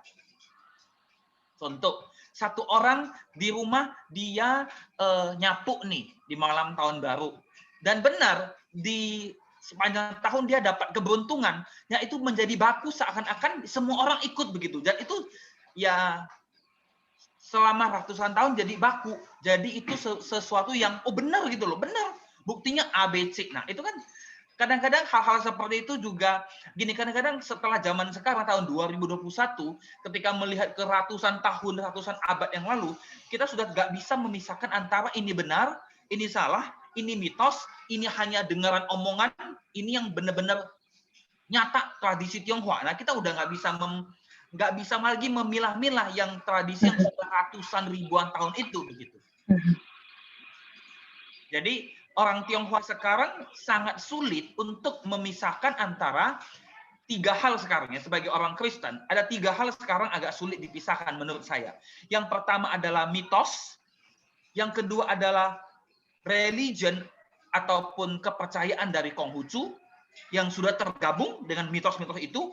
Yang ketiga, kita masukkan lagi firman Tuhan sebagai landasan kita orang Kristen wajib ya. Jadi itu semua bergabung. Nah, itu kadang-kadang buat teman-teman, saudara-saudara, sahabat kita yang Kristen jadinya agak sedikit bingung untuk melaksanakan itu, agak sedikit sulit begitu. Apalagi kalau dalam satu keluarga yang beragam begitu ya. Nah, itu sangat sulit tantangannya. Beda kalau satu keluarga semua satu religinya satu, semua itu oke. Tapi kalau yang beragam, wah itu sulit. Nah, itu akan menjadi sedikit, kalau bagi yang sudah dewasa pemikirannya untuk orang tua, dia mungkin akan lebih berpikir terbuka. Tapi untuk yang masih konvensional itu akan sedikit lebih tanda kutip harus begitu. Kata harus itu terjadi sulit. Sedangkan kita ingat dalam tradisi Chinese juga parents itu menjadi sesuatu yang wajib didengar segala macam. Nah, jadinya susah kan? Jadi seakan-akan jadi kontradiksi gitu. Itu bagian pendapat saya begitu ya, mungkin. Nah, saya teman-teman bisa ada yang boleh minta untuk ngobrol, untuk bisa kasih pendapat, pandangan atau pertanyaan boleh. Silakan. Yang senior dari Elim ini, yang paling senior dari Elim ini. Oke, jadi gini, kalau cerita tradisi Tionghoa, kadang-kadang tradisi Tionghoa khususnya di Indonesia, kita sudah tidak bisa lagi pisah yang beneran tradisi atau ini adalah ajaran Konfusius gitu ya. Saya ambil contoh gini, kalau kita lihat orang Konghucu atau orang beragama Buddha bahkan sekalipun, pernah kita lihat sembahyang orang tua yang ada papan nama orang tuanya, yang ada merah, papan merah gitu kan, yang bertulis. Itu tradisi awal Konghucu itu ketika pertama kali dia mengajarkan hal itu, tujuannya untuk apa? Tujuannya adalah memberikan harapan. Cerita di baliknya seperti ini. Ada seorang pemuda ketika orang tuanya, khusus mamanya masih hidup, dia tidak menaruh hormat. Ya, pemuda ini tidak menghormati orang tuanya. Lalu karena dia bahkan dibilang kurang ajar gitu ya. Lalu suatu saat karena orang tuanya ini udah sakit-sakitan dan meninggal, anak ini saya merasa menyesal. Saya tidak punya kesempatan lagi untuk berbakti kepada orang tua saya. Saya ini menjadi anak yang tidak berbakti, tidak baik, takut kena tula gitu ya, bisa takut kena kutukan. Lalu oleh seorang guru bilang enggak, kamu masih punya pengharapan katanya. Caranya bagaimana? Kamu ambil papan, tulis nama mamamu, nama orang tuamu, letakkan di dapur. Tiap hari kamu datangi dia, sembahyang dia, kamu mau makan, permisi sama dia, mak saya mau makan. Nah, ketika ini dilakukan, pemuda ini akhirnya memiliki semangat kembali hidup. Saya punya kesempatan untuk menjadi berbakti. Ya. Jadi awal mula dari cerita ini kan awalnya hanya pengajaran secara subjektif satu orang. Ya. Tapi lantaran lama-lama ini kan menjadi satu ajaran jadinya, seolah menjadi sebuah kebenaran gitu. Ya. Termasuk juga dengan tradisi Imlek ini. Ya. Tradisi Imlek pada awal sejarah awalnya, kalau kita kemarin minggu lalu udah membahas, maka kita tahu bahwa ini memang hanya untuk perayaan pergantian musim, yaitu dari musim semi yang dingin, di mana pada musim dingin itu tidak bisa bercocok tanam. Tiba-tiba kita masuk ke satu musim semi, bunga bermekaran, es mencair, kita punya pengharapan untuk bisa bertanam kembali. Jadi orang pada zaman itu bersuka cita, kan itu ya. Kemudian di catatan Semajian dari dinasti kuning itu membuat catatan gini. Ketika Imlek tiba, kita melakukan sembahyang kepada Sangti. Ya, kalau Pak Hali kemarin bilang, Sangti adalah satu objek sembahan orang Tionghoa di awal-awal mula, yaitu 4.000 3.000 tahun sebelum ada Konfusius, sebelum ada Taoisme, sebelum ada Buddhisme. Maka Sangti adalah suatu objek sembahan yang berbentuk monoteisme gitu ya. Ya, oke. Terlepas daripada itu, kita lepaskan masalah apakah ini artinya masalah gini. Imlek itu bukan karena Konfusius sebenarnya. Ya. Tapi karena catatan sejarah pada akhirnya memang khususnya dari sudut pandang Indonesia, karena kemarin kan kalau nggak salah Menteri Agama juga baru buat pengumuman kan gitu kan, bahwasanya Imlek tahun ini adalah perayaan agama Konghucu kan gitu kan. Ya oke lah, kita tidak terikat dengan kontradiksi itu, ya kita tidak permasalahkan. Tapi sebenarnya kan ini kan masalahnya adalah sebuah tradisi ya, karena perayaan permulaan musim semi Chunjie ini tidak hanya dirayakan di China, tapi dirayakan juga oleh Jepang, dirayakan juga oleh orang Korea gitu ya. Nah jadi gini, kalau minggu lalu kita udah mempelajari seluruh bulunya, sejarahnya segala macam, maka bagi saya minggu ini adalah sebuah conclusionnya, sebuah titik kesimpulannya. Ketika kita berbicara Imlek dalam kacamata kekristenan, maka seperti Pak Christian tadi bilang, ada hal-hal yang bisa dilakukan, ada hal-hal yang tidak perlu kita lakukan. Nah, masalah gini, hal-hal yang bisa dilakukan dan tidak bisa dilakukan, kadang-kadang di dalamnya itu masalah di hati. Maka tadi di materi Pak Christian kan dikatakan motivasi. Ya. Motivasi itu kan di hati. Maka untuk teman-teman yang Kristen ya hati-hati ketika menjalani ini, melewati ini bersama-sama. Apalagi seperti tadi contoh Haryono bilang, di dalam keluarga Kristen misalkan ini saya sebagai anak, orang tua belum percaya, mereka melakukan ritual-ritual kan sesuai dengan kepercayaan mereka. Ya misalkan contoh, orang tua bilang nanti habis kita sembahyang ini kita nyapu ya, bersihkan rumah. Ya mungkin waktu sembahyang kita bisa lari lah, tapi setelah itu kita kan balik rumah. Ya udah kita ikut sapu. Waktu kita ikut sapu itu penting, hati kita jangan motivasi kita jangan sampai supaya tahun ini saya dapat pacar baru lah, saya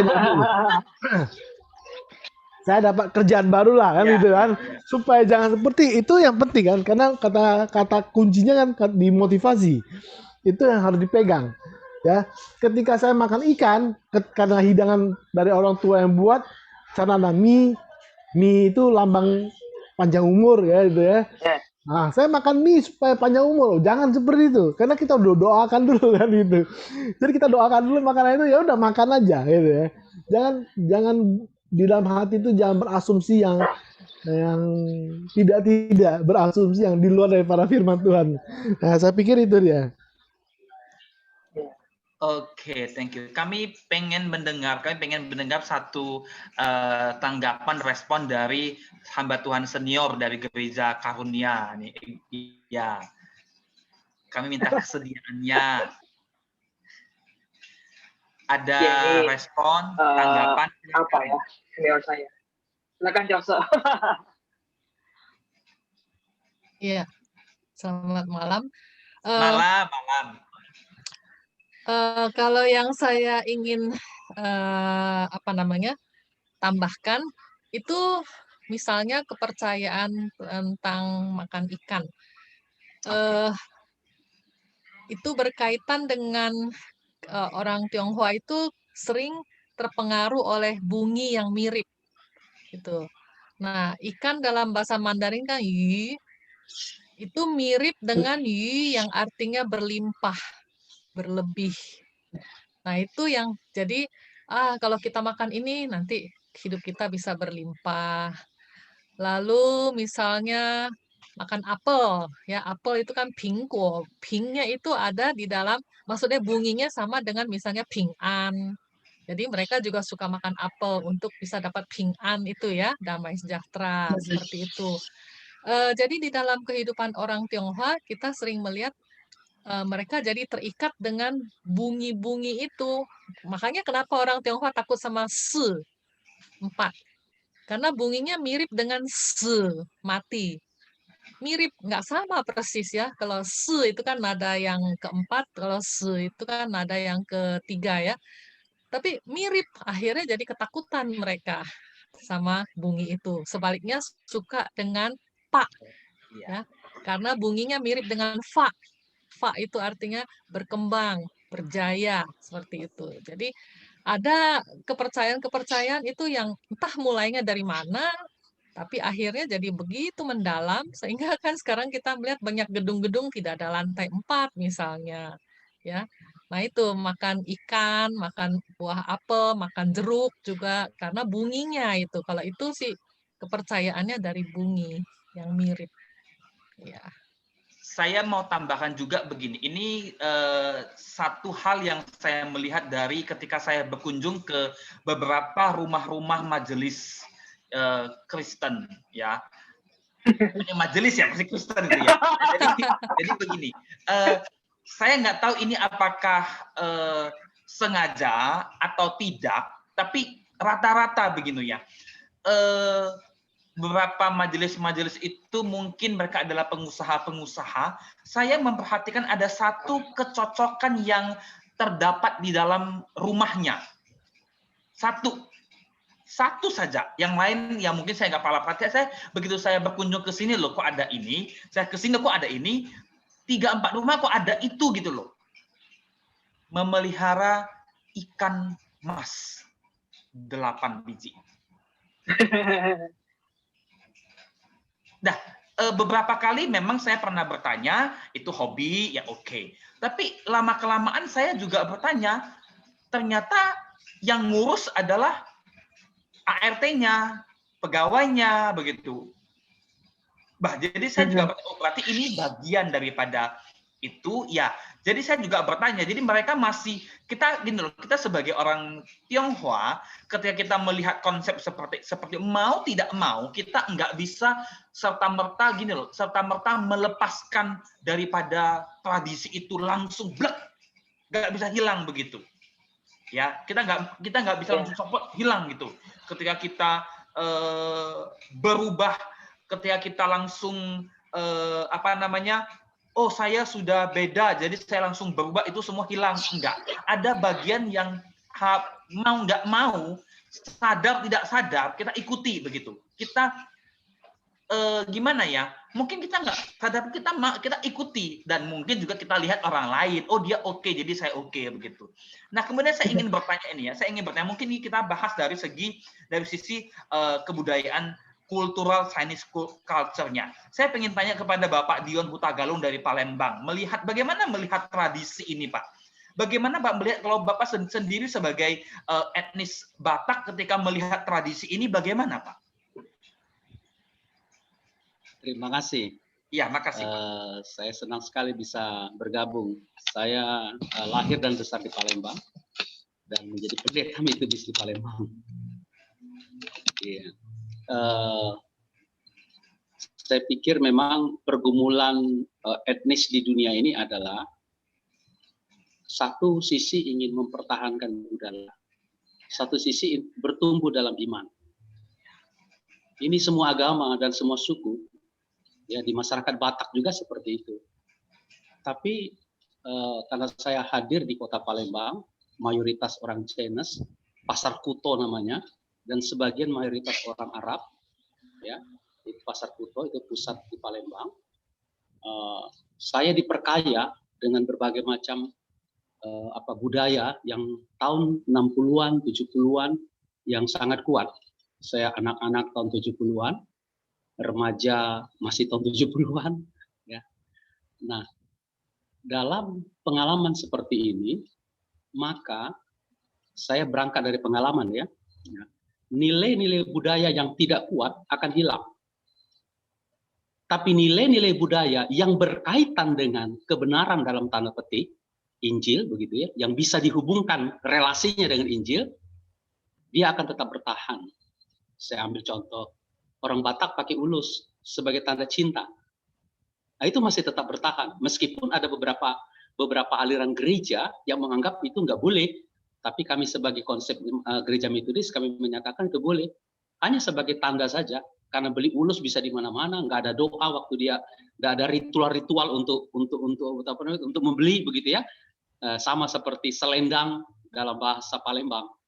Jadi saya kira meskipun dari awalnya Imlek ini punya nilai-nilai yang bertentangan dan budaya China sendiri banyak yang bertentangan, ya karena ini budaya dan agama dalam tanda petik menjadi satu, tapi perubahan zaman akan mengikis itu. Nah, ketika perubahan zaman itu mengikis, tanggung jawab gereja adalah mengisi iman.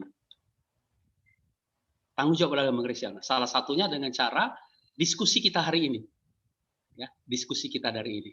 Karena bagaimanapun suku itu sejak dalam perjanjian lama sudah disebut. Ya, berbagai suku itu sudah disebut.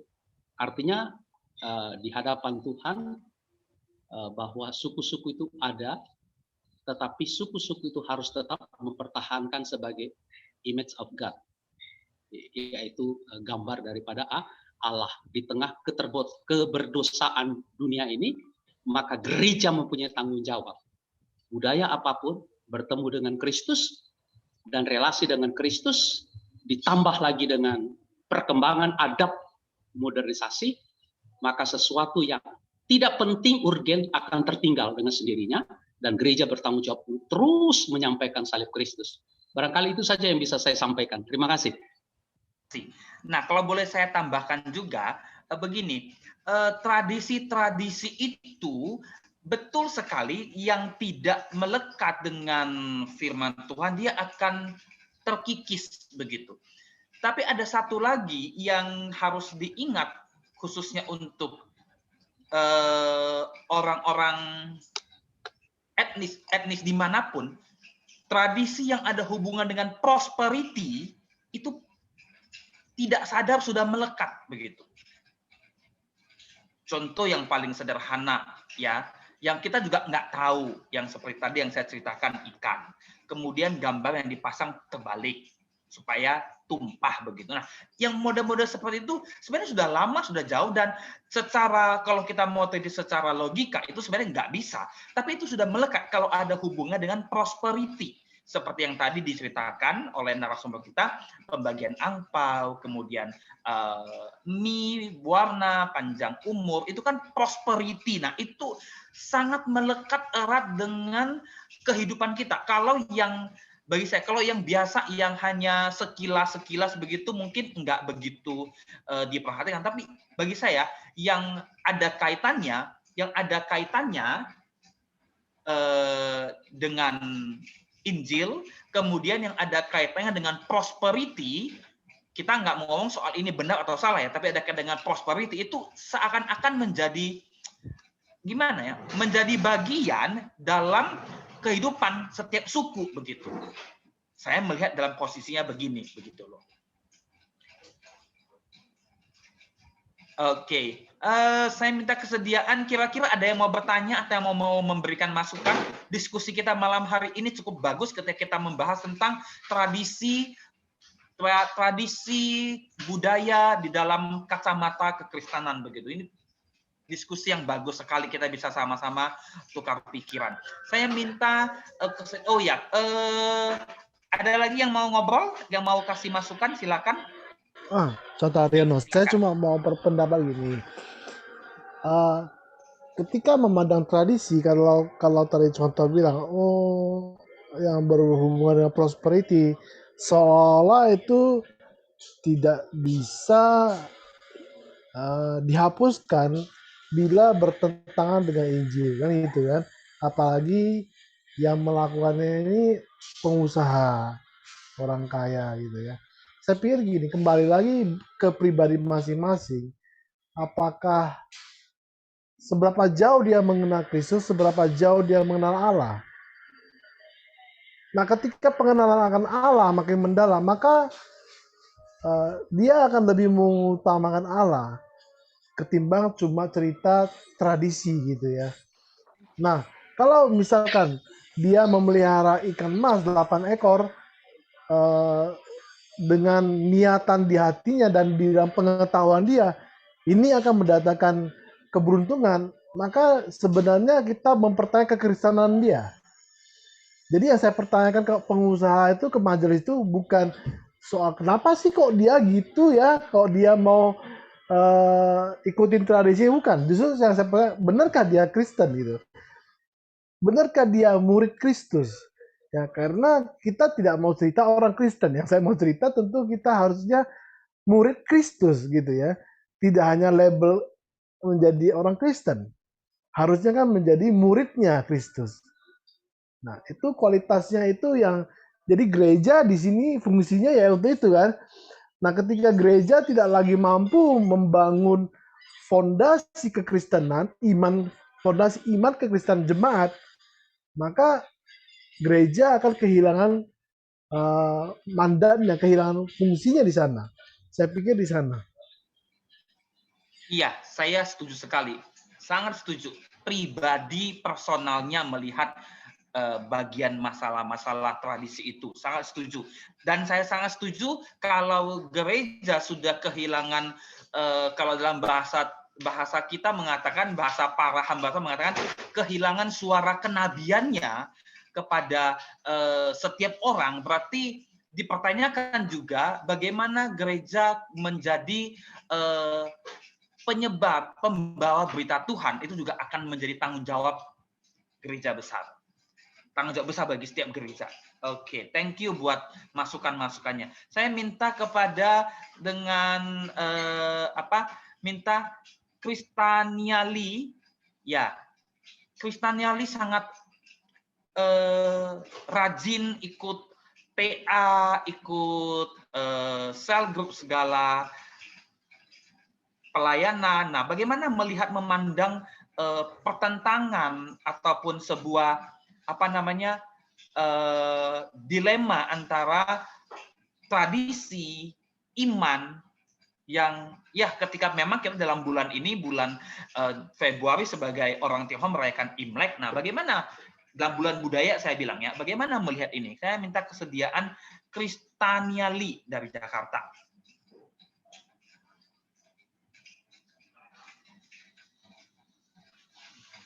Halo, salam semuanya.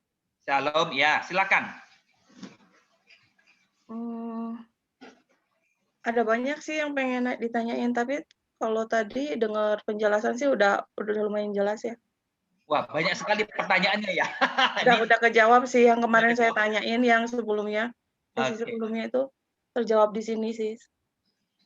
Oke. Jadi sudah minimal sudah gimana ya? Minimal dengan diskusi ini sudah melihat satu titik di mana kita harus secara bijak dengan hikmat Tuhan mampu memisahkan itu ya, memisahkan hal-hal yang sebenarnya tidak boleh disatukan, tidak boleh kita kerjakan di dalam iman. Nah, itu. Nah, selama ini bagaimana? Selama tradisi-tradisi ini diadakan dan Kristania Lee sendiri bagaimana melihatnya selama ini loh? Jadi itu kan sebenarnya udah kebudayaan dari kecil ya. Ya. Dulu kan ngikut-ngikut aja dan nggak ngerti gitu kan. Nah, terus belakangan udah terima Yesus kan. Jadi udah mulai ngerti gitu. Mulai kita tinggalin sih. Cuma tetap aja pas saat keluarga besar merayakan ya kita juga ngikut, tapi untuk hal-hal yang bertentangan dengan Alkitab ya kita nggak ikut. Pernah ada pertentangan nggak di dalam tindakan itu, ada pertentangan nggak begitu? Misalnya waktu pertama kali gitu ya, ada pertentangan nggak begitu? Ya banyak lah. Oh. Ya pasti banyak lah, ada persinggungan segala macam gitu ya. Tapi udah lewat lah ya kayak gitu, maksudnya kita lebih ke kita yang udah tahu kebenaran, yang lebih ke yang ngalah aja terus, tapi bukan berarti kita ikut dia. Hanya menghargai aja sih, tapi tidak melakukan apa yang mereka lakukan gitu aja. Oke, itu salah satu poin bagus ya, salah satu hal yang cukup bagus untuk kita dengarkan juga. Oke, saya minta siapa yang mau. Nah, ini saya mau kenalkan. Ini satu sahabat saya di Tanjung Balai Karimun yang sangat saya rasa Siuling sendiri sangat. Jadi gini, Tanjung Balai Karimun, Kepulauan Riau itu sangat kalau orang Surabaya bilang medok ya, tapi orang Chinese bilang sangat kental dengan tradisi-tradisi seperti itu begitu loh. Nah, Siuling sendiri sekarang adalah sebagai pelayan di Gereja Metodis di Tanjung Balai Karimun. Nah, bagaimana dengan pandangan, dengan percakapan seperti ini, Siuling sendiri bagaimana melihatnya? Kami persilahkan. Dimatikan aja mic-nya boleh.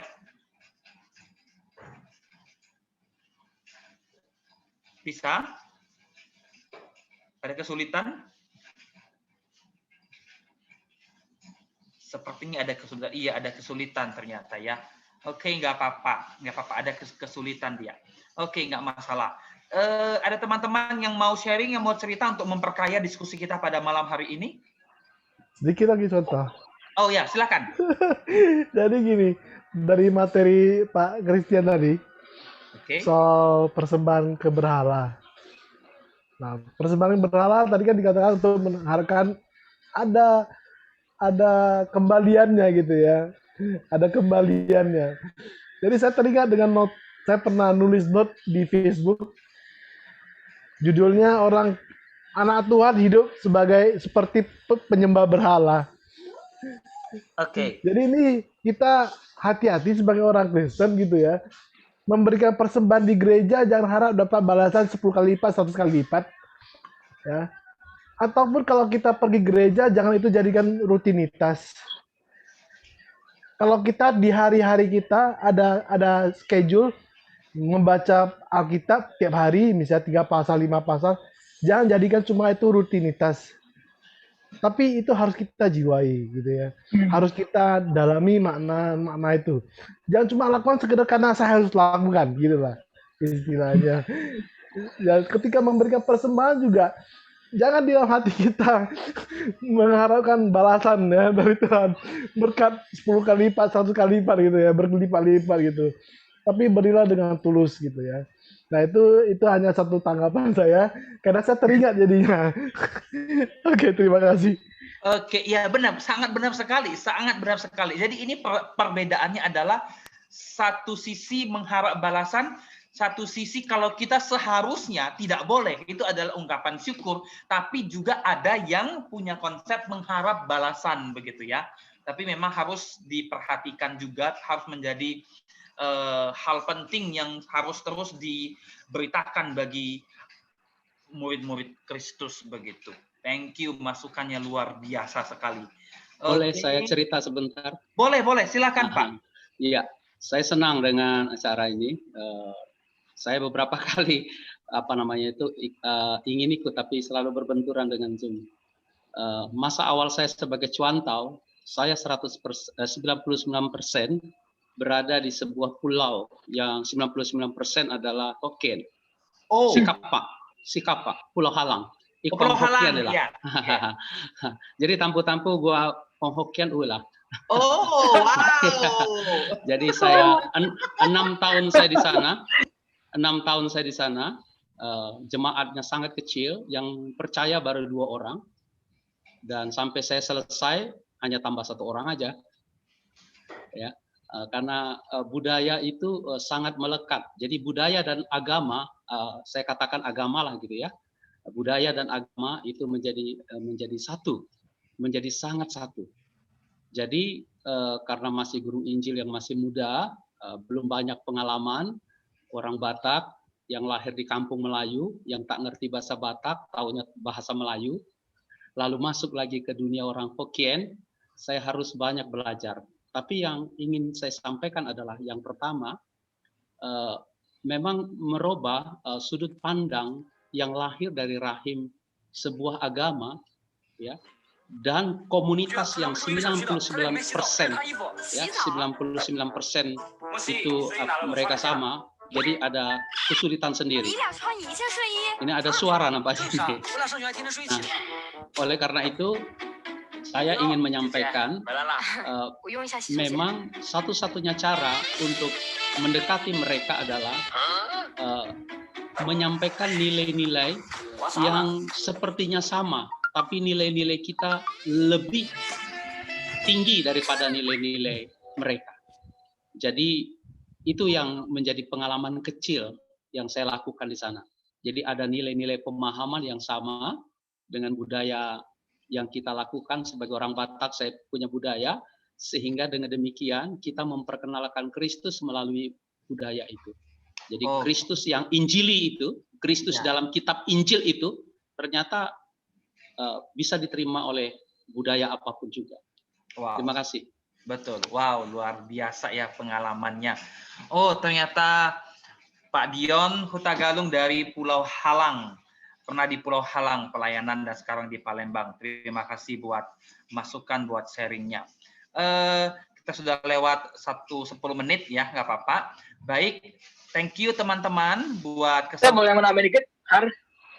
Boleh. Ada nambahin dikit. Welcome. Gini, saya beri kesempatan Santa untuk closing statement. Iya.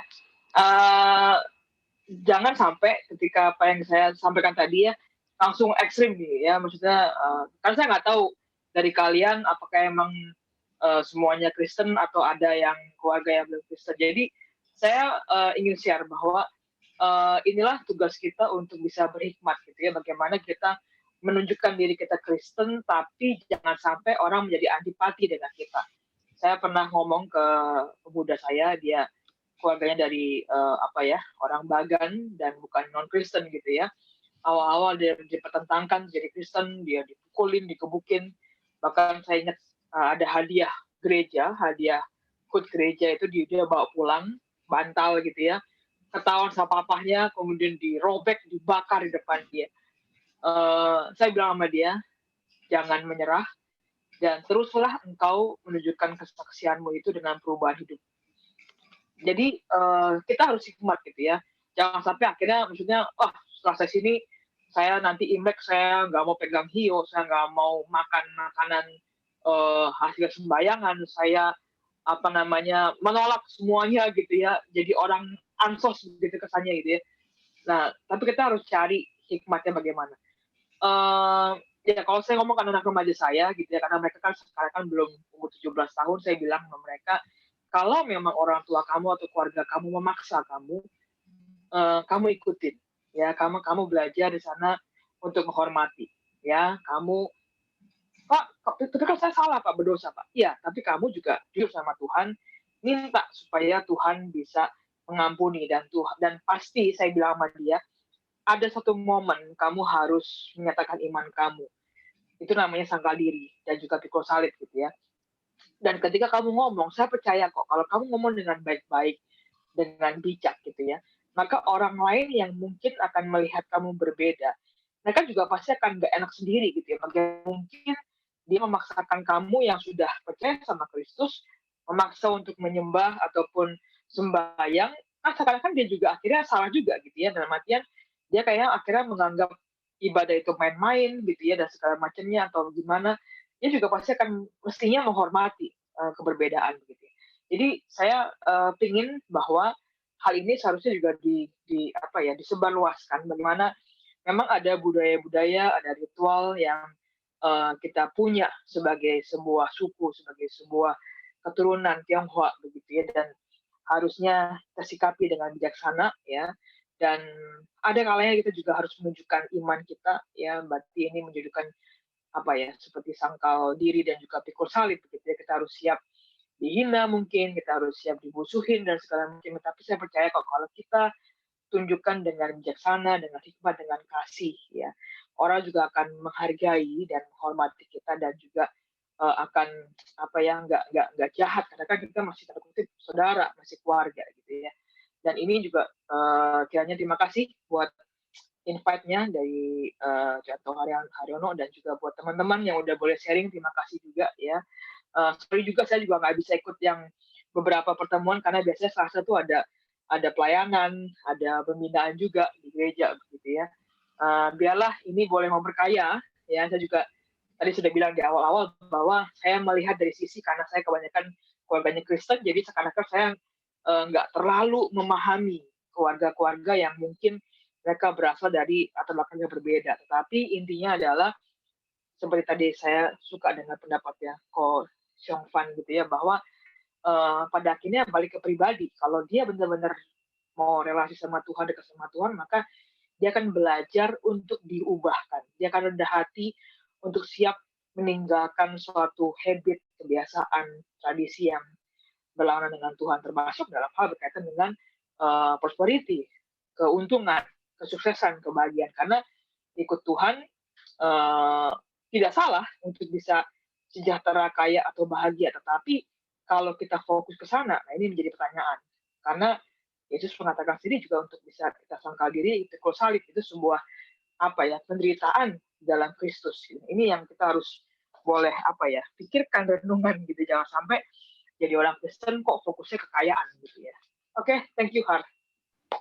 Oke, thank you, luar biasa malam hari ini. Kok sepertinya saya merasa kayaknya hari ini udah Imlek gitu ya. Oke, thank you buat teman-teman, buat hamba-hamba Tuhan yang sudah ikut bersama-sama, buat saudara-saudara tetap setia dalam Growth with Christ Ministry kita setiap Selasa. Ada beberapa pengumuman, yaitu minggu depan kita close ya, kita tutup, yaitu ya kita Imlek with family, yaitu harus begitu ya. Dan kemudian setelah itu akan dilanjutkan minggu depannya itu tradisi Israel. Nah, tadi sudah disinggung sedikit nih. Tadi sama Santau Christian sudah singgung nih dikit-dikit. Nah, 2 minggu lagi nih nyambung kita. Tradisi orang Israel juga banyak sekali ya. Banyak sekali ya, tapi kita belajar begini. Kita belajar, kita diskusi juga, kita akan sama-sama kita buat seperti yang kita buat malam hari ini ya. Kemudian bulan Maret kita akan membahas satu tema besar yaitu Human, World, and Religion. Saya kembali memberitahukan akan membahas tentang Humanism and Religion. Kemudian minggu kedua akan Acting by Doing Philosophical. Kemudian yang ke-16, tanggal 16 akan bahas Conflict in Abrahamic Religion. Dan puncaknya tanggal 23, nah tanggal 23 akan dirancang untuk kita akan kembali mengundang kolaborasi 3 narasumber. Yang pertama kita akan membahas bagaimana Indonesia ke depan dari kacamata generasi muda yang akan membawakan tentang pelayanan anak muda, ya. Lembaga Pelayanan Mahasiswa Indonesia, Ibu Yokebet akan membawakan ini. Kemudian dikolaborasikan dengan bagaimana ke depan Indonesia memandang pelayanan teologi ke depan. 2021 ke depan bagaimana? Dan yang ketiga juga dari dosen STT Bandung akan membawakan bagaimana pendidikan ke depan. Jadi 3 kolaborasi, kolaps 3 hamba Tuhan akan membawakan tanggal 23 di minggu terakhir bulan Maret. Ya, seperti itu. Kemudian ada titipan juga tadi dari dosen STT Bandung, ada menitip tanggal 20 Februari boleh disaksikan di YouTube channel Sekolah Tinggi Teologi Bandung. Guru juga manusia biasa pukul 9 dengan pembicara Ibu Waylin Han, Master of Science. Jadi ada webinar series begitu ya. Nah, Ibu Waylin Han ini juga adalah dosen MPD dari STT Bandung. Beliau adalah praktisi pendidikan, beliau adalah konsultan pembelajaran, beliau juga adalah Direktorat Jenderal TK, guru-guru TK dari Kementerian Pendidikan Nasional. Jadi beliau akan membawakan ini dalam YouTube Sekolah Tinggi Teologi Bandung tanggal 20 Februari pukul 9 pagi. Silakan untuk dilihat bersama-sama. Kemudian terakhir, teman-teman boleh melihat seluruh acara-acara dari Growth with Christ Ministry di YouTube channel dengan nama yang sama, Growth with Christ Ministry. Silakan dilihat, jangan lupa di-subscribe. Terima kasih buat kesempatan sahabat, saudara, teman-teman, hamba Tuhan semua untuk boleh bergabung. Saya minta kesediaan dengan kasih untuk Bapak Dion Hutagalung untuk boleh menutup kita semua di dalam doa. Kami persilakan Bapak Dion Hutagalung.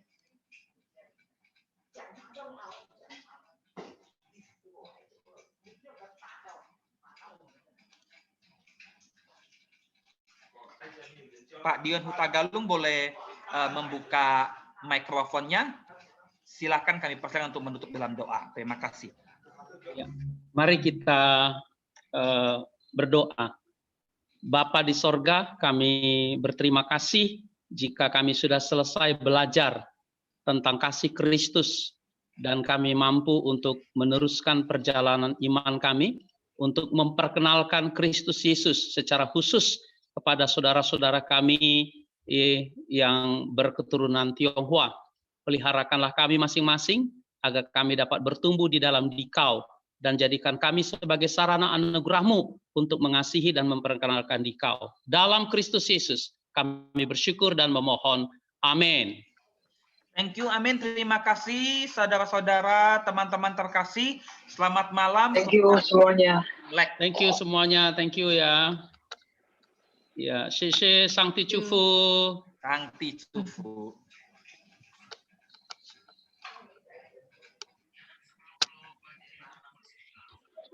Thank you, Har. See you.